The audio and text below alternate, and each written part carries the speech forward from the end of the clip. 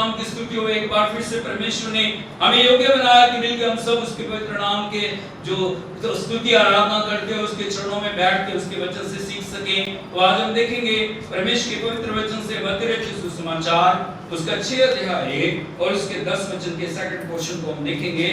और यहाँ पे इस प्रकार से लिखा है, तेरी इच्छा जैसे स्वर्ग में पूरी होती है वैसे पृथ्वी पर भी हो। बोले तेरी इच्छा जैसे स्वर्ग में पूरी होती है वैसे पृथ्वी पर भी पूरी हो।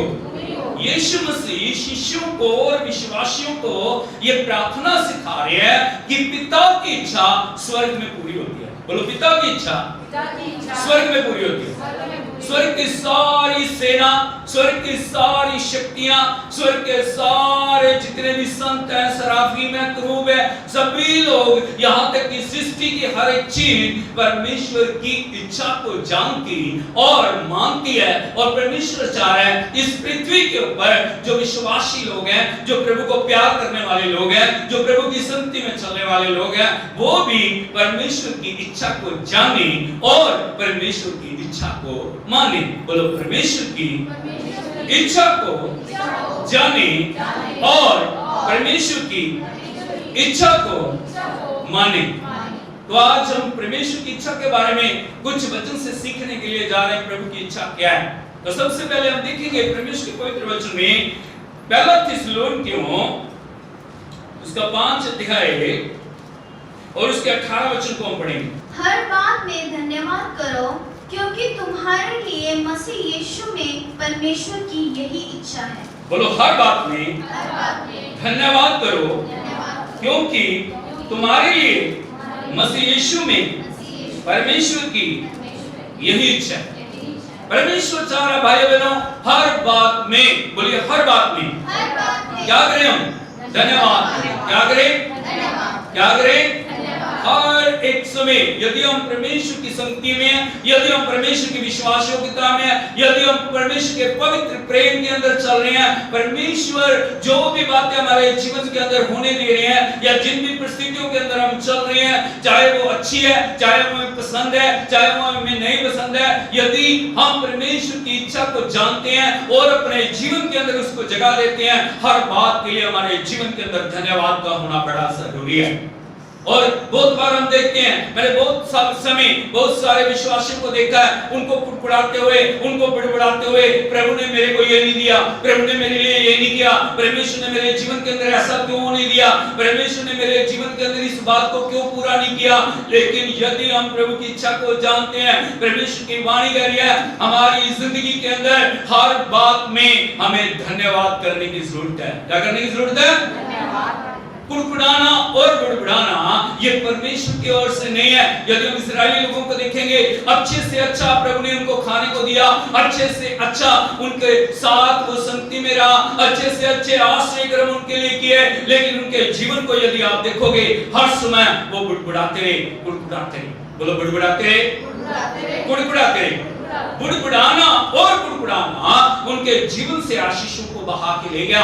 जब भी बुड़बुड़ाहट और कुड़कुड़ाहट की आत्मा को हम जीवन के अंदर जगह देते हैं, वो आपकी आशीषों को चुराती है, वो आपको प्रभु की संगति से दूर करती है, वो आपकी आशीषों के बीच में एक दीवार बन के खड़ी हो जाती है। इसीलिए प्रभु की इच्छा है यदि हम परमेश्वर की इच्छा के अंदर हैं, हमारे जीवन के अंदर हर समय धन्यवाद का होना बहुत जरूरी है। सुबह उठ के हम प्रभु का धन्यवाद करें, दोपहर को हम धन्यवाद करें, चलते हुए, फिरते हुए, बैठते हुए, उठते हुए, जीवन के हर एक बात के लिए हम प्रभु का धन्यवाद करें क्योंकि उसने बड़े बड़े काम हमारे लिए किए हैं। Hallelujah, hallelujah, hallelujah, hallelujah.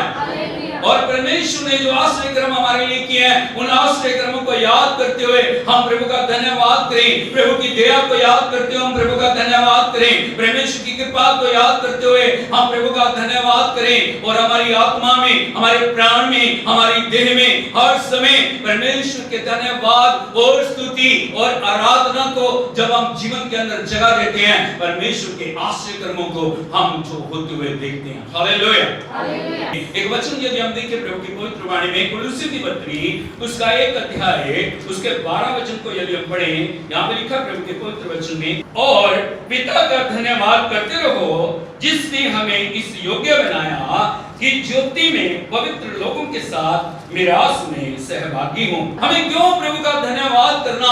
परमेश्वर का वचन कह रहा है हमें परमेश्वर ने ज्योति में सहभागी होने के लिए बुलाया। बोलो, ज्योति में सहभागी होने के लिए बुलाया। पहले हम अंधकार में थे, हम गुलामी में थे, हम शैतान के जो पकड़ के अंदर थे, हम उसकी इच्छा और उसकी योजनाओं को अपने जीवन में पूरा करते थे। लेकिन परमेश्वर की ज्योति जब हमारे ऊपर चमकी, परमेश्वर का नूर जब हमारे ऊपर चमका, परमेश्वर अंधकार से हमें ज्योति में लेके आया ताकि हम पवित्र लोगों के साथ सहभागी बन सकें और मिरास को पास किए। मिरास का मतलब होता है जो वसीयत को, मिरास का मतलब होता है उस इनाम को, मिरास का मतलब होता है उस प्रतिफल को जो परमेश्वर हमारे जीवन के अंदर देने के लिए जा रहा है, उस प्रतिफल को हम पा सकें। हालेलुया। इसीलिए परमेश्वर का हमें धन्यवाद करते रहें। यदि हम धन्यवाद करते रहेंगे, हम बड़ाई करते रहेंगे, हम प्रशंसा करते रहेंगे, यदि हम स्वर्गदूतों को देखें हर क्षण हर पल उसके महिमा में सिंहासन के चारों ओर उड़ते हुए उसको पवित्र पवित्र पवित्र कह के उसका धन्यवाद कर रहे हैं और उसकी बढ़ाई कर रहे हैं। करोड़ों करोड़ों साल से टाइमलेस पीरियड है, जिस समय का कोई पता नहीं है, वो उड़ रहे हैं और उड़ते उड़ते वो परमेश्वर की पवित्र हजूरी में उसको धन्यवाद दे रहे हैं। हालेलुया। वो कभी थकते नहीं है, वो कभी रुकते नहीं है, वो कभी ऊँघते नहीं है, वो कभी सोते नहीं है। इसीलिए वो परमेश्वर के सिंहासन के साथ है। बोलो, इसीलिए वो परमेश्वर के सिंहासन के पास। यदि हमें प्रभु के साथ रहना, यदि हमें ज्योति में सहभागी बना, यदि हमें उस मिरास को पाना, हमें धन्यवाद के अंदर आगे बढ़ना। पड़ोसी को बताइए, आपको हाथ नहीं लगाना, उसको सिर्फ दूर से बोलिए, बोलो आपको धन्यवाद में बढ़ने की जरूरत है। क्या धन्यवाद कर रहे हो? बोलो, उससे पूछो क्या धन्यवाद कर रहे हो? देख के पूछो उसको, धन्यवाद कर रहे हो या बुड़बुड़ा रहे हो? या बुड़बुड़ा रहे हो? कौन सी चीज आपके जीवन में? पूछो, कौन सी चीज आपके जीवन में? क्या धन्यवाद है? यदि नहीं है तो आज से धन्यवाद करना शुरू करो। हालेलुया। और दूसरी जो महत्वपूर्ण बात जो प्रभु की इच्छा है, यदि हम देखें परमेश्वर के पवित्र वचन यूहन्ना रचित सुसमाचार उसका 6 अध्याय और उसके 40 वचन को यदि हम पढ़ें, यहाँ पे परमेश्वर की और इच्छा के बारे में हम पढ़ते हैं, क्योंकि मेरे पिता की इच्छा यह है कि जो कोई पुत्र को देखे और उस पर विश्वास करे वह अनंत जीवन पाए और मैं उसे अंतिम दिन फिर जिला उठाऊंगा। बोलो, मेरे पिता की इच्छा है। क्या इच्छा है उसकी? 4 बड़ी महत्वपूर्ण बातें यहाँ पे प्रभु यीशु मसीह बोल रहे हैं। और जो पिता की इच्छा के बारे में यीशु मसीह क्या बता रहे हैं? जो कोई पुत्र को देखे, पहली बात बोलो, जो कोई पुत्र को देखे और उस पर विश्वास करे। और तीसरी बात, वो अनंत जीवन को पाए। और चौथी बात, मैं उसे अंतिम दिन में फिर जिला उठाऊंगा। 4 बड़ी महत्वपूर्ण बातें यहाँ पे यीशु मसीह परमेश्वर की इच्छा के बारे में बोल रहे हैं। परमेश्वर की इच्छा है सारा संसार उस उद्धार और उस अनंत जीवन को पाए। बोलो, उद्धार और अनंत जीवन। अनंत जीवन का मतलब आप समझते हो, परमेश्वर इटर्नल गॉड है। बोलो, परमेश्वर इटर्नल गॉड है। इटर्नल गॉड का मतलब होता है सदा सदा सदा तक रहने वाला परमेश्वर। वो सदा से था, वो सदा से है और वो सदा तक रहेगा। और वही प्रभु की इच्छा है कि हमें भी उस अनंत जीवन को पाने की जरूरत है, जिस अनंत जीवन को देने के लिए प्रभु यीशु मसीह इस दुनिया में आए। यदि आप मनुष्य को देखोगे ना, मनुष्य पाप में पैदा हुआ और प्रभु का वचन कह रहा है जो पाप मृत्यु को लेके आता है। किसको लेके आता है? क्या लेके आता है? मृत्यु को। एक वचन यदि आप देखोगे रोमियो की पत्री उसका 6 अध्याय उसके 23 वचन के अंदर इस प्रकार से लिखा है, क्योंकि पाप की मजदूरी तो मृत्यु है, परंतु परमेश्वर का वरदान प्रभु यीशु मसीह में अनंत जीवन है। बोलो, पाप की मजदूरी तो मृत्यु है, परंतु परमेश्वर का वरदान प्रभु यीशु मसीह में अनंत जीवन है। हम जो मजदूरी को कमा रहे हैं, यदि आप संसार में देखोगे ना, लोग हर दिन मजदूरी कमा रहे हैं या नहीं कमा रहे? जो मजदूरी उनको, जो दिन भर वो काम कर रहे हैं, उसकी मजदूरी उनको मिल रही है, उसका प्रतिफल उनको मिल रहा है, वो मेहनत कर रहे हैं, उसके बदले यदि आप देखोगे वो कोई प्रतिफल को पा रहे हैं। हम हर दिन जीवन के अंदर कमा रहे हैं, और जो हम कमा रहे हैं वो हमारी मजदूरी है। आज बड़े गौर के साथ हमें देखने की जरूरत है, क्या आज हम कमाई कर रहे हैं और वो हमारे खाते के अंदर जुड़ता चला जा रहा है। और प्रभु का वचन कह रहा है, यदि हम पाप कर रहे हैं, बहुत सारे लोगों के लिए पाप एक हल्की बात है। क्या बात है? हल्की बात। बोलते पाप करेंगे क्षमा मांगेंगे, पाप करेंगे क्षमा मांगेंगे, पाप करेंगे क्षमा मांगेंगे। कितनी क्षमा मांगेंगे? कब तक क्षमा मांगते रहेंगे? और जो भी हम कमा रहे हैं ना, वो हमारे खाते के अंदर जमा हो रहा है और वो हमें उसका प्रतिफल मिल रहा है। इसीलिए प्रभु का वचन क्या कह रहा है, ये 2.5 शब्दों का जो अक्षरों का जो एक वाक्य है ना, ये बहुत खतरनाक, दुनिया के खतरनाक से खतरनाक वायरस से भी खतरनाक है, पाप। प्रभु की वाणी क्या बोल रही है? पाप की मजदूरी तो मृत्यु है। बोलो, पाप की मजदूरी मौत है। आज हम देखिए क्या कमा रहे हैं, हर दिन हमारी जिंदगी के अंदर क्या चल रहा है। क्या प्रभु को जानने के बाद भी, प्रभु को मुक्ति दाता ग्रहण करने के बाद भी हमने पाप की गंभीरता को कभी बड़े ध्यान से सुना? या कभी हमने उसकी पाप की गंभीरता को देखा कि मेरे जीवन के अंदर जो मजदूरी मुझे मिलेगी, वो मैं जो भी कमाऊंगा ना, उसके बदले मुझे मजदूरी मिलेगी। क्या अनंत जीवन मैं कमा रहा हूं या पाप को मैं कमा रहा हूं? आज भाई बहनों, मैं आपको बताना चाह रहा हूं, दोनों में से एक चीज को हम कमा रहे हैं, या तो हम पाप को कमा रहे हैं या तो हम अनंत जीवन को कमा रहे हैं। और परमेश्वर पाप की गंभीरता के बारे में हमें चौकन्ना करना चाह रहे हैं। प्रभु को जानने के बाद भी, प्रभु को जीवन देने के बाद भी हमें पाप की जो गंभीरता को, पाप के दुष्परिणामों को, पाप की जो मजदूरी को जानने की जरूरत है। पाप की मजदूरी मौत है। क्या है? अनंत आग में हम चले जाएंगे। याद रखना, यीशु मसीह के एक बहुत ही जो प्रिय चेले हैं, 12 चेलों में से एक था यहूदा इस्करियोती, और यीशु मसीह शिक्षा दे रहे हैं। उन्होंने सबको बराबर प्यार किया, उन्होंने सबसे बराबर प्रेम किया, उन्होंने सबको बराबर शिक्षा दी, उन्होंने कभी भी किसी को बड़ा किसी को छोटा नहीं बनाया। लेकिन याद रखना, यहूदा इस्करियोती ने पाप की गंभीरता को समझा नहीं। किसको नहीं समझा? वो अपने मनमर्जी से चलता है। आज प्रभु के चेले होते हुए हम किस दिशा में जा रहे हैं? पाप की गंभीरता को हम क्या समझ रहे हैं? क्या जान रहे हैं कि जो मजदूरी हम कमा रहे हैं ना, वही हमारे खाते में जुड़ेगी और उसका प्रतिफल हमें मिलेगा। इसीलिए बड़े ध्यान से परमेश्वर हमें चौकन्ना कर रहा है। उसने हमें पापों की दलदल से छुड़ाने के लिए जो दुनिया के अंदर आया, और परमेश्वर की इच्छा है कि जो कोई पुत्र को देखे, सबसे पहला काम क्या करना है? पुत्र को देखना। और दूसरा काम क्या? विश्वास करे। बोलो, देखे, विश्वास करे और अनंत जीवन को पाए। इसको पाए, उस अनंत जीवन के अंदर हमें आगे बढ़ना। प्रभु ने हमें अनंत जीवन दे दिया, वो अनंत जीवन बढ़ना चाहिए हमारे अंदर। और जितना प्रभु के वचन को, क्योंकि वचन कौन है? यीशु मसीह। वचन कौन है? और जो वचन को जीवन के अंदर आप खा रहे हो, वचन को जीवन के अंदर लागू कर रहे हो, वचन को जीवन के अंदर जो इंप्लीमेंट करके वचन के अनुसार आप अपने जीवन को लेके आगे चल रहे हो, वो प्रतिफल लेके आएगा कि वो आपको उस अनंत जीवन के अंदर भरपूर करे, ताकि जब अंतिम दिन आए, अंतिम दिन किस बात को दिखा रहा है? न्याय। इसको दिखा रहा है, जिस दिन न्याय होएगा, यीशु मसीह कह रहे हैं, यदि वो 3 काम हमने पूरे कर लिए, मैं उसे अंतिम दिन में जिला उठाऊंगा। क्या करूंगा? आपको नाश नहीं होंगे, आपको नया जीवन मिलेगा। आपको नया पुनरुत्थान के दिन एक नई आत्मिक देह दी जाएगी जो सदा से सदा तक परमेश्वर के सिंहासन के ऊपर, परमेश्वर की संगति में, परमेश्वर की हजूरी में हर दिन हम उसके साथ रहेंगे। हालेलुया। ताली बजा के हम प्रभु की तारीफ करें। Thank you. ये सबसे बड़ा इनाम यीशु मसीह देने के लिए दुनिया में आया ताकि जब हम उसको देख रहे हैं हर दिन सुबह उठ के उसको देखें।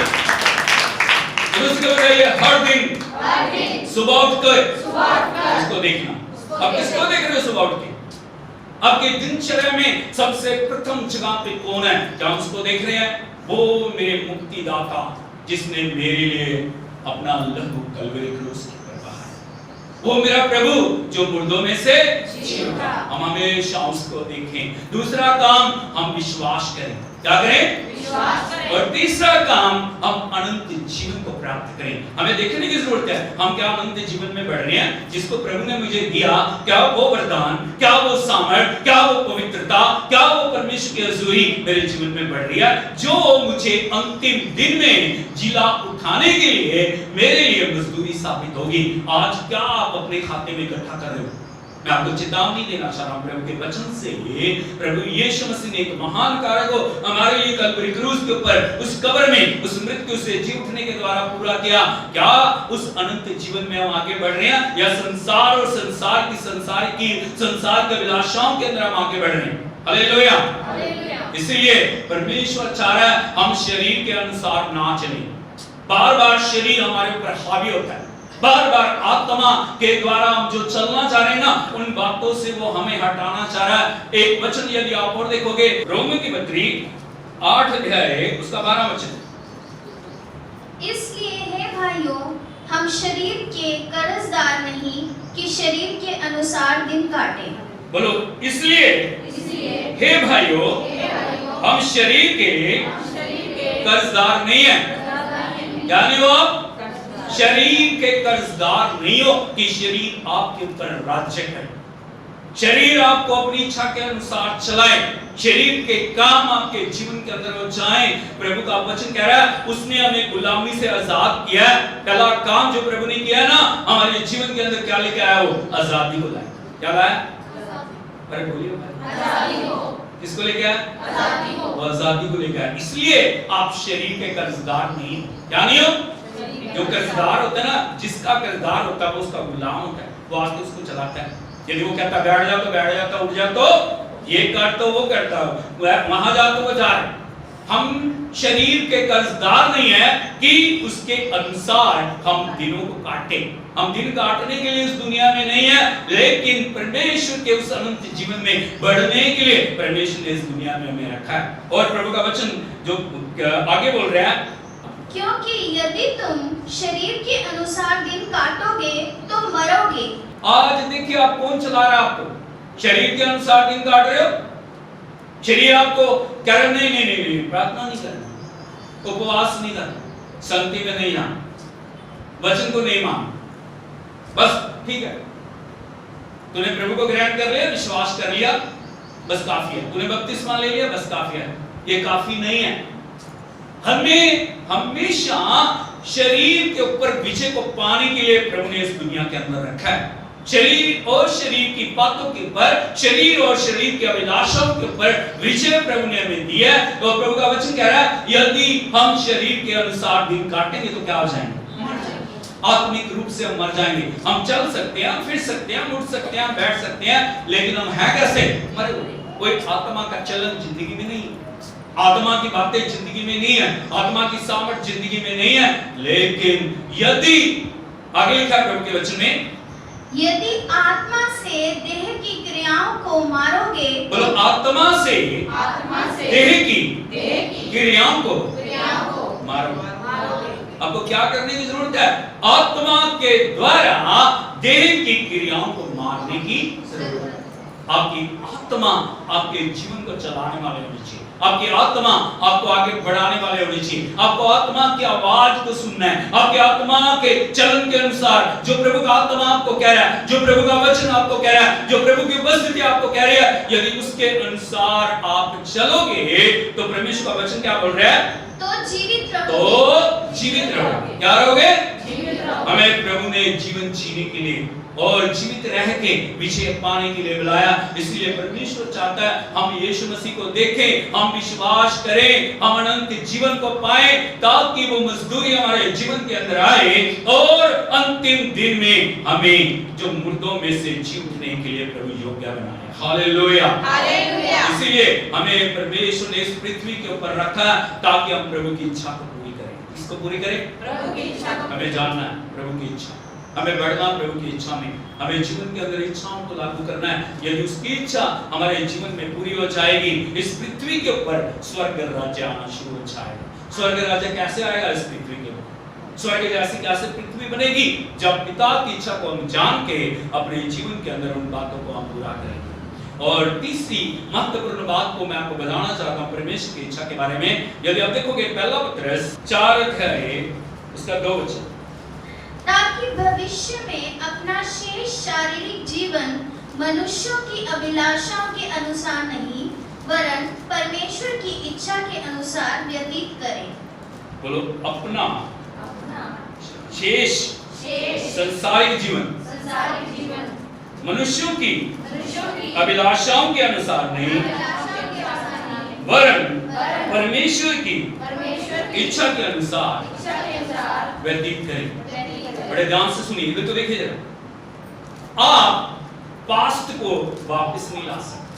जो गुजर गया ना वो गुजर गया, वो कभी जिंदगी के अंदर आप वापस नहीं ला सकते हो, लेकिन आप अपने फ्यूचर को संवार सकते हो। पड़ोसी को बताइए, आप अपने फ्यूचर को संवार सकते। कैसे? कैसे आपका भविष्य संवरेगा? आपका भविष्य आपके हाथ में, आपका भविष्य परमेश्वर ने आपके हाथों में दिया है और परमेश्वर चाह रहा है आप अपने भविष्य को लिख रहे हैं। क्या कर रहे हैं? भविष्य को आप लिख रहे हैं। इसीलिए परमेश्वर की वाणी कह रही है ताकि आप अपना शेष संसारिक जीवन मनुष्यों की अभिलाषाओं के अनुसार नहीं, बोलो मनुष्यों की अभिलाषाओं के अनुसार नहीं, लेकिन परमेश्वर की इच्छा के अनुसार व्यतीत करें। इस दुनिया में देखोगे बहुत सारी अभिलाषाएं। मनुष्य की अभिलाषाएं क्या है? आंखों की अभिलाषा। कौन सी अभिलाषा? आंखों की अभिलाषा, कानों की अभिलाषा, जीभ की अभिलाषा, हृदय की अभिलाषा, जीविका का घमंड और बहुत सारी चीजें हैं जो मनुष्यों की अभिलाषाओं को दिखाती है। और वो अभिलाषाएं आपके जीवन के अंदर अधिकार लेके आपको परमेश्वर की इच्छा से अलग करना चाहेंगे। इसलिए हमें बहुत चौकन्ने रहते हुए हमें समझने की जरूरत है जो मनुष्य की अभिलाषाएं और परमेश्वर की इच्छा अलग अलग है। और मुझे जो परमेश्वर ने शेष संसारिक जीवन दिया है ना, मुझे किसकी इच्छा को पूरा करना है? पिता की इच्छा को पूरा करना। किसकी इच्छा को पूरा करना? पिता की इच्छा। जब भी यीशु मसीह के बारे में आवाज आई स्वर्ग से, एक ही आवाज आई, ये मेरा प्रिय पुत्र है जिससे मैं अत्यंत प्रसन्न हूं। क्या हूं मैं? हमारे बारे में प्रभु क्या बोल रहे हैं? जब भी उसकी आवाज को यदि हम सुने, क्या हम उसकी आवाज को सुन सकते हैं? ये मेरा प्यारा बेटा है जिससे मैं प्रसन्न नहीं हूं, अत्यंत प्रसन्न। वो मेरी प्यारी बेटी है जिससे मैं अत्यंत प्रसन्न हूं। आज यदि हम अपने जीवन के अंदर परमेश्वर की इच्छा को पूरा करेंगे और अभिलाषाओं को जीवन से दूर करेंगे, तब हम परमेश्वर की अनुग्रह में बढ़ते चले जाएंगे, क्योंकि परमेश्वर ने एक स्वर्ण भविष्य लिखने के लिए हमें इस दुनिया के अंदर छोड़ा है। हालेलुया। हम कभी दूसरों पे दोष ना लगाएं। मेरा पति मुझे आगे नहीं बढ़ने दे रहा, मेरी पत्नी मुझे आगे नहीं बढ़ने दे रही, मेरे बच्चे मुझे आगे नहीं बढ़ने दे रहे, मेरे दूसरे लोग, मेरे रिश्तेदार मुझे आगे नहीं बढ़ने दे रहे। कोई आपको रोक नहीं सकता। यदि आप प्रभु के लिए समर्पित हैं, दुनिया की कोई भी अभिलाषा आपके ऊपर विजय को प्राप्त नहीं कर सकती। हालेलुया। इसलिए हमें देखने की जरूरत है, क्या आप अभिलाषाओं को अपने जीवन के अंदर जगह दे रहे हैं? यदि छोटा रूम आप अभिलाषाओं को देंगे, वो बड़े बड़े नुकसान आपको पहुंचा देगी। यदि हम लापरवाह रहेंगे ना जीवन के प्रति, वो बातें हमारे जीवन को नाश कर देगी। इसीलिए हमें हमेशा जो चौकन्ने रहने की जरूरत है। आंखों की अभिलाषाएं, शरीर की अभिलाषाएं, जीविका का घमंड और सब दूसरी बातें हमारे ऊपर अधिकार लेके हमें उस अनंत जीवन की दौड़ से अलग ना कर दें, और हमें परमेश्वर की इच्छा के अनुसार जीवन को चलाने की जरूरत है। और आप जानते हो परमेश्वर की सबसे बड़ी इच्छा क्या है? परमेश्वर की इच्छा क्या है सबसे बड़ी? बाइबल परमेश्वर की इच्छा। बोलो बाइबल परमेश्वर की इच्छा है। इसलिए जब आप बाइबल को पढ़ते हो, प्रभु के वचन को पढ़ते हो, परमेश्वर की वाणी को जीवन के अंदर ग्रहण करते हो, आप परमेश्वर के राज्य के अंदर आगे बढ़ रहे हो और उसकी इच्छा को पूरी करते हुए आत्मा की भरपूरी को जीवन में प्राप्त करके और जो एक विजयी जीवन को जी रहे हो, जो परमेश्वर को सबसे अधिक प्रसन्न करता है। इसीलिए आज हम अपने जीवन के अंदर इस बात को लेके चले, मेरे द्वारा परमेश्वर का राज्य इस पृथ्वी के ऊपर आए, क्योंकि मैं महत्वपूर्ण व्यक्ति हूं। अपने पर हाथ लगा के बोले, मेरे द्वारा परमेश्वर का राज्य इस पृथ्वी के ऊपर आए और उसकी इच्छा पृथ्वी के ऊपर पूरी हो जाए। मैं अपने आप को उसकी इच्छा को पूरी करने के लिए समर्पण करता हूँ, समर्पण करती हूँ। आंखों को बंद करते हुए, हाथों को उठाते हुए हम उसके आराधना। तेरी इच्छा पूरी हो जाए, हाथों में तेरे जीवन है ये, मैं मिट्टी हूँ, तू है तुम्हारा, मुझको उठा, मुझको बना,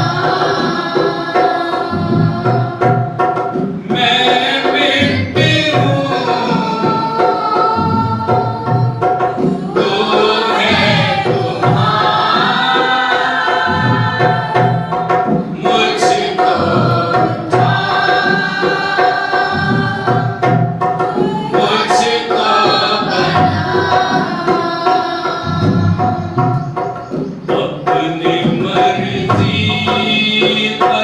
मैं चलता रहा,